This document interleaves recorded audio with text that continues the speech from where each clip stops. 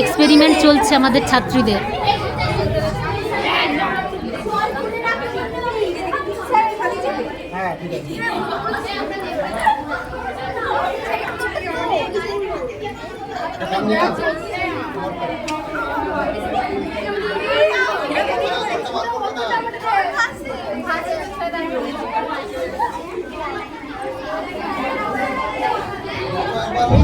বেরিয়ে আছে অদিতিয়া।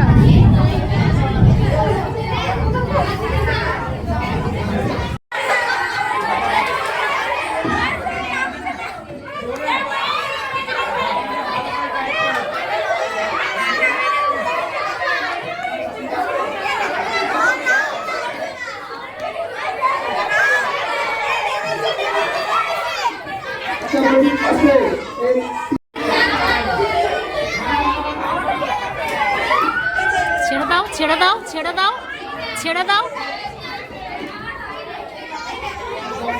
চাপো। গুড।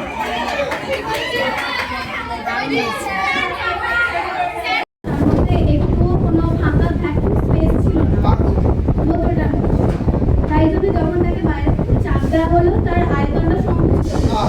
বোতলটার ভেতরে জলটার আয়তন মানে কমলো না, মানে ওটাকে সংকোচন করা হচ্ছে, যার ফলে ভেতরে জলটা জায়গা খুঁজতে লাগলো কোথায় তারা কোথায় গিয়ে সে ভ্যাকিউমটাকে তারা ফিল আপ ব্যালেন্স করবে। তাই জন্য দেখছে ড্রপারের মধ্যে যেটুকু ফাঁকা জায়গা ছিল সেখানে জলটা ঢুকে গেল, তাই জন্য জলটার ভারসাম্য তৈরি ব্যালেন্স তৈরি হলো, তাই জন্য ড্রপারটার ওজনটা বেড়ে গেল এবং ড্রপারটা ভারী হয়ে গেল এবং নিচের দিকে হয়ে গেল।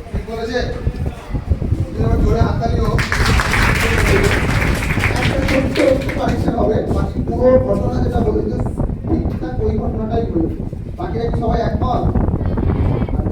সেই একমতটা আরো পরিষ্কার হবে। তোমরা তো এই জিনিসটা বেশ করলে, বেশ তোমরা নিজেরা আরেকবার করো এবং ভালো করে নজর করো বোতলটার মধ্যে, বোতল এবং বোতলের ভিতরে থাকা ড্রপার। চাপ দেওয়ার ফলে বোতলের এবং ড্রপারের কি কি পরিবর্তন হচ্ছে লক্ষ্য করো। ড্রপারটা একটু ভালো করে দেখো আর বোতলটা ভালো করে চাপ করো। জলের লেয়ারটা বাড়া পাওয়া হচ্ছে তো? আচ্ছা, যেটা দেখো ওখানে কি করছে, আমি যখনই চাপ দিচ্ছি এখন নর্মাল, যখন চাপ ছেড়ে দাও নর্মাল ড্রপারের ভিতর জলটা আমি নিয়েছি, বাকি অংশটা কি আছে? বাতাস। ফাঁকা জলে ফাঁকা কোনো জিনিস থাকে না, বাতাস। তাহলে এবার আর একটা জল যারা কানায় কানায় ওদেরকে বললো যে জল আমি দেখো যতটা গরম দিচ্ছি তত উপরে উঠে আছে, তাহলে এর এয়ার টাইটটা সুন্দরভাবে এয়ার টাইটটা করা আছে। আবার যখন নামিয়ে দিচ্ছি, নামিয়ে দেওয়ার সঙ্গে সঙ্গে দেখো দেখবো, দাঁড়াও, সঙ্গে করসপন্ডিং একটু ঠান্ডা জল যে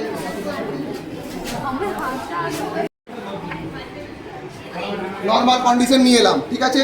আমি এইটাই গরম জলে দিচ্ছি, লিকুইডের পদ্ধতি উঠছে দেখো, গরম হলো, আয়তন বেড়ে গেল, টেম্পারেচার উঠতে থাকছে। সেই যখন আমি গরম জল থেকে ঠান্ডা জলে যেই আমি নিয়ে নিলাম, সঙ্গে সঙ্গে দেখো লিকুইডটা আস্তে আস্তে আস্তে আস্তে নেমে যাচ্ছে। আবার আমি দেখো ভালো করে এই দিকটা নিলাম, এই যে আমি নিলাম জলটা, দেখো জলটা কত সুন্দর উঠছে। তারপরে আছে কোন বিষয় বেশি ভালো হয়েছে। 1 নম্বর হচ্ছে পড়ানো, 2 নম্বর হাতে কলমে কাজ, 3 নম্বর দুটোই। কোনটা? দুটোই। এইরকম বিজ্ঞান শিবিরে আবার ডাক পেলে কি তোমরা যোগদান করতে ইচ্ছুক? হ্যাঁ না না?